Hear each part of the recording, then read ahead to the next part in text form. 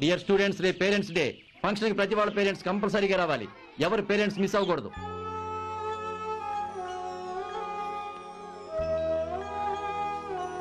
చింటూ, అమ్మా నాన్న అంత గొడవ పడుతున్నారు కదా, మనం పేరెంట్స్ డేకి రమ్మంటే వస్తారా? అమ్మా నాన్న రాకపోతే వాళ్ళందరి ముందు మనం ఇన్సల్ట్ అవుతాం కదే. మరెలారా? Idea. Good evening daddy.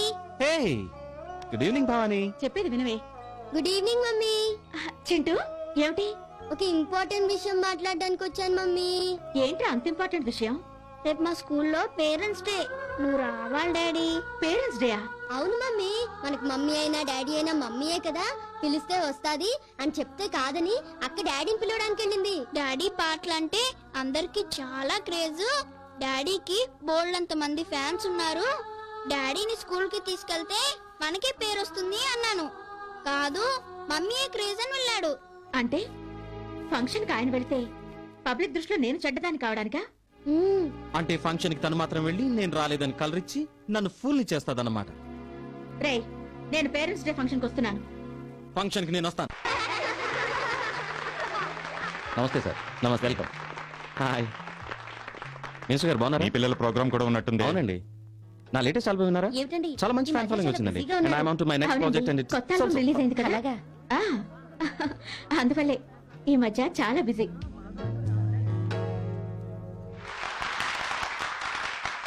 Dear parents, welcome.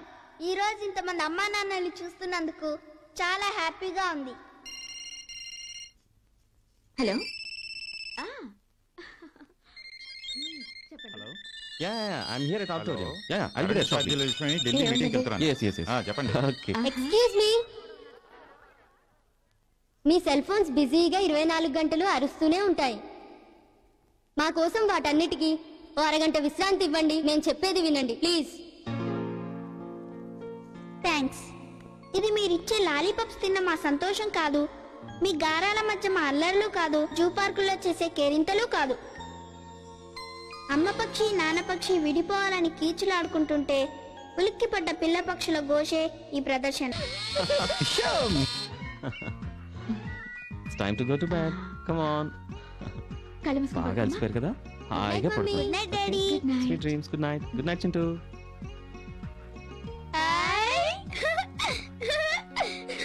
Success.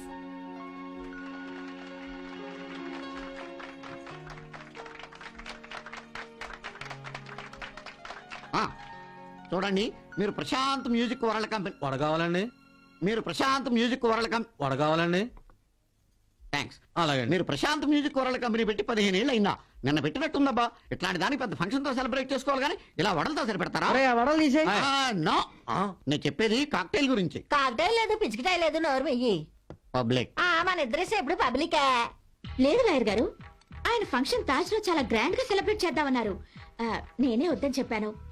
ఆయన చాలా సెంటిమెంట్ మనిషి అండి, చాలా సెన్సిటివ్. ఫంక్షన్ లో ఎమోషన్ అయిపోయి నేను నా సంస్థ ఇంత వృద్ధిలోకి రావడానికైనా, నేనింత ఎత్తు ఎదగడానికైనా నా భార్య కారణం అని నన్ను అనవసరంగా పొగుడతారు. ఒక భర్త భార్యని పొగడటం నాకిష్టం లేక ఫంక్షన్ వద్దు అని చెప్పాను. ఆహా, భార్య అంటే అలా ఉండాలి. భర్త చేత పొగిడించుకోవటం ఇష్టం లేక ఫంక్షన్ కూడా ఆపేసింది. నువ్వు ఉన్నావు. కోర్టులోనే చెప్పే ప్రతి పాయింట్ చెప్తావు. ఫ్యాట్ అంతే కదా. పబ్లిక్. మూదుగా అరుముక్కు అంటుకుని తుడుచుకో. నిన్న రాత్రి మందు పార్టీలో హోమ్ సెక్రటరీ గారి ద్వారా నాకు గుడ్ న్యూస్ తెలిసింది. వచ్చే జనరల్ ఎలక్షన్స్ లో ఎంపీగా ప్రశాంత్ గారిని నామినేట్ చేయాలా, నిర్మల గారిని నామినేట్ చేయాలా అని డిస్కషన్స్ జరుగుతున్నాయంట. అంటే మీ ఇద్దరులో ఎవరో ఒకళ్ళు ఎంపీ అవడం ఖాయం. అసలు ఆ సీటు మా సార్కి ఇవ్వడమే కరెక్ట్. ఎందుకంటే ఆయన చేసుకోబట్టేగా మేడంకి పాడే అవకాశం వచ్చింది. కాబట్టి హీస్ గ్రేట్. నిర్మల చేసుకున్న తర్వాతే కదా మ్యూజిక్ వరల్డ్ డెవలప్ అయింది. ఏదేమైనా ఎంపీ సీటు మాత్రం మా నిర్మలకే ఇవ్వాలి. అసలు మొగుడు పిల్లలిద్దరిలో ఎవరో ఒకరికి ఎంపీ సీటు ఇవ్వాల్సి వస్తే ఫ్యామిలీ ప్రాబ్లమ్స్ లేకుండా ఇద్దరికి ఇవ్వడం బెటర్ అండి. 3 ఏళ్ళు ఒకరికి, 3 ఏళ్ళు ఇంకొకరికి. కొన్ని గ్యాస్ కనెక్షన్లు ఒకరికి, కొన్ని గ్యాస్ కనెక్షన్లు ఇంకొకరికి. కొన్ని ఫోన్ కనెక్షన్లు ఒకరికి, కొన్ని ఫోన్ కనెక్షన్లు ఇంకొకరికి. అక్కడ ఎమ్, ఇక్కడ పి. మనీ, పవరు, మొగుడు పిల్ల. బాబు, ఎంపీలు గింపీలు వద్దు నాయన, వాళ్ళిద్దరిని మొగుడు పిల్లలుగా ఉండనివ్వండి చాలు. ఏమైనా ప్రశాంత్ గారికే కరెక్ట్. లేడీ రిజర్వేషన్ అమ్మాయికే కరెక్ట్. దయచేసి నా తరపున ఎవరు మాట్లాడద్దు. ఏదో నేను మీ దగ్గర చెప్పి రికమెండేషన్ చేయించుకున్నానని ఆయన అనుకుంటారు. నేను ఎందుకు అనుకుంటాను? మిమ్మల్ని అనలేదే. I felt that. It's your inferior. నాకు ఇన్ఫీరియారిటీయా? Yes. What do you mean? నువ్వు చాలా ఎక్కువగా మాట్లాడుతున్నావు. ఒకవేళ మేడం గారికే ఎంపీ సీట్ ఇచ్చినా వద్దండి మా ఆయన గారికే ఇవ్వండి అని ప్రపోజ్ చేయాలి. అమ్మగారు ఎందుకు వదులుకోవాలి? ఆ లెక్క వస్తే అయ్యగారు వదులుకోవచ్చుగా. మేడం గారు సపోర్ట్ ఉందని అయ్యగారిని ఇష్టం వచ్చినట్టు మాట్లాడుకు. పనోడివి పనోళ్ళ పడు. నువ్వు పెద్దల ఆడమ్మ మొగుడు అని కొప్పెట్టుకోగానే ఐశ్వర్యరావు చెప్పు. నువ్వు పందానివే. నీలాంటి పరువు తక్కువ వాళ్ళని ఎంకరేజ్ చేసేవాళ్ళని అనాలి. నీలాంటి గిలగచ్చి కానీ సక్కెట్గా పెట్టుకున్నప్పుడే స్టార్ పరుగు పోయింది.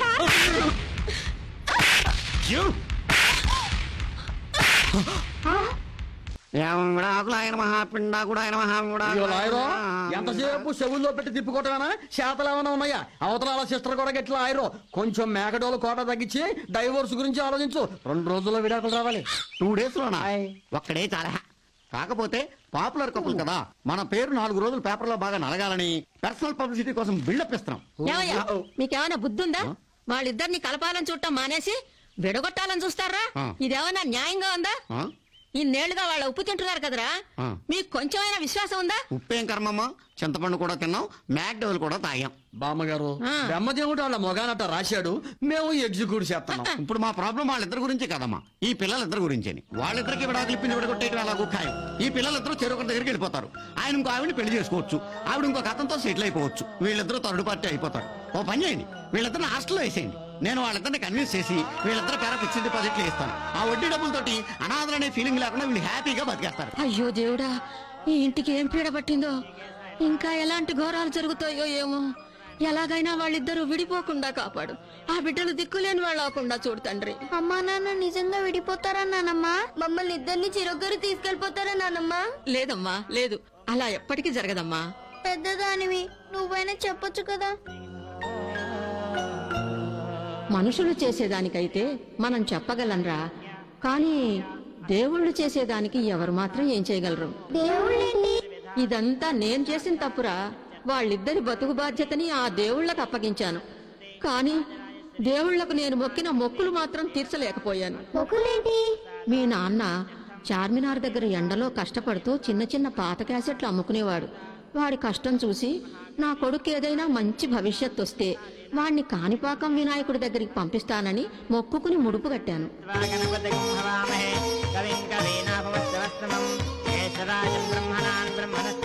వాడికి ఎంతకాలానికి పెళ్ళవలేదు.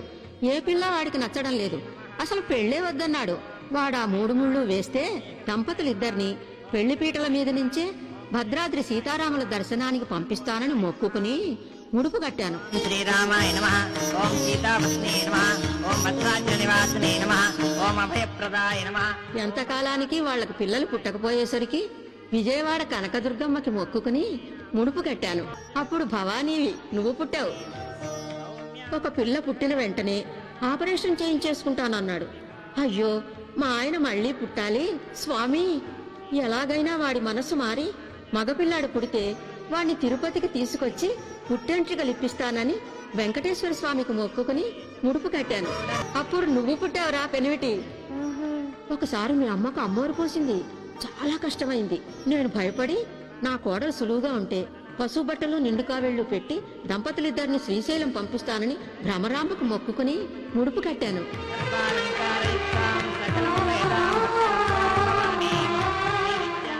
పెళ్లైన కొత్తలో వాళ్ళిద్దరూ కలిసి ఒక పెద్ద ఆల్బం చేశారు. అది అందరికీ నచ్చి పేరొచ్చి వాళ్ళు పైకొస్తే ఇద్దరిని షిరిడీ పంపి ద్వారకామయ్య ముందు బాబా కథ కచేరీ చేయిస్తానని బాబాకి మొక్కుకుని. ఒకసారి అయ్యప్ప దేవస్థానం భక్తులొచ్చి స్వామి పాటలు చేయమని అడిగారు. అలాంటి పాటలు చేస్తే చీప్ అయిపోతామని చెయ్యనని చెప్పాడు. వాళ్ళని తిట్టాడు కూడా. వాళ్ళు మరీ మరీ అడిగితే ఒక స్వామి మీద మీ నాన్న చెయ్యెత్తాడు. నా గుండె జల్లుమంది.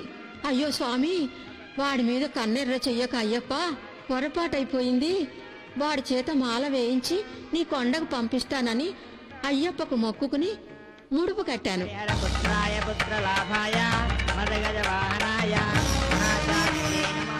మొక్కులు తీర్చమని ఎన్నిసార్లు చెప్పినా ఏ ఒక్కరూ వినలేదు.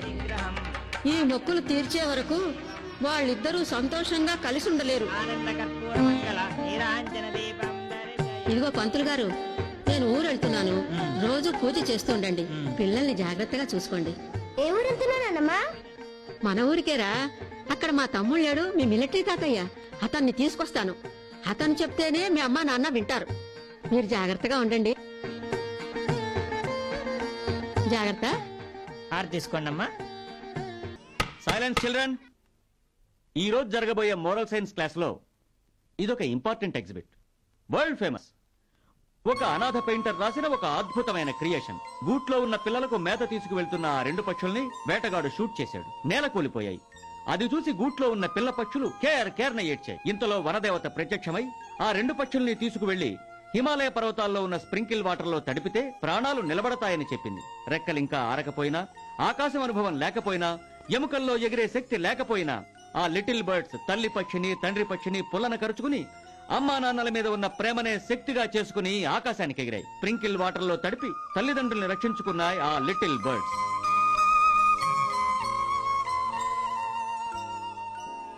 ఏమే భవానీ, కథలో ఆ లిటిల్ బర్డ్స్ 2 అమ్మ పక్షిని నాన్న పక్షిని స్ప్రింకిల్ వాటర్ కి తీసుకెళ్తున్నాయి కదా, అలాగే మన అమ్మా నాన్నల కోసం నానమ్మ కట్టిన ముడుపులు మనమే ఆ దేవుళ్ళ దగ్గరికి తీసుకెళ్తే. కానీ ఎల్లుండి నుంచి మనకు పరీక్షలు కదరా. పరీక్షలు రాకపోతే ఒక్క సంవత్సరమే ఫెయిల్ అవుతాం. అమ్మా నాన్న విడిపోతే లైఫ్ అంతా ఫెయిల్ అయిపోయినట్టే. సరే, మరి డబ్బులు బ్యాంక్ బద్దలు కొడదాం. Kiddie bank 50, 20, 10, 5, 750. ఇందులో మొత్తం 750 రూపాయలున్నాయి. మనం ఎన్ని తీర్థయాత్రలకు వెళ్ళాలి? 7. ఒక్కొక్క తీర్థానికి 100 రూపాయలు చొప్పున ఖర్చైనా మొత్తం 700 అవుతుంది. ఇంకా మనకి 50 రూపాయలు మిగులుతాయి.